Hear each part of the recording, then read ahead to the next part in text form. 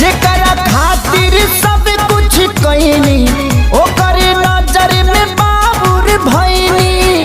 दिल के गिरल दीवार हमर ढाह के हो गिरल ढाह के।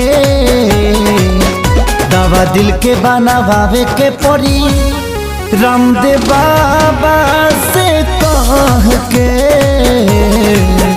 दवा दिल के बनावे के पड़ी रामदेव बाबा से कह के।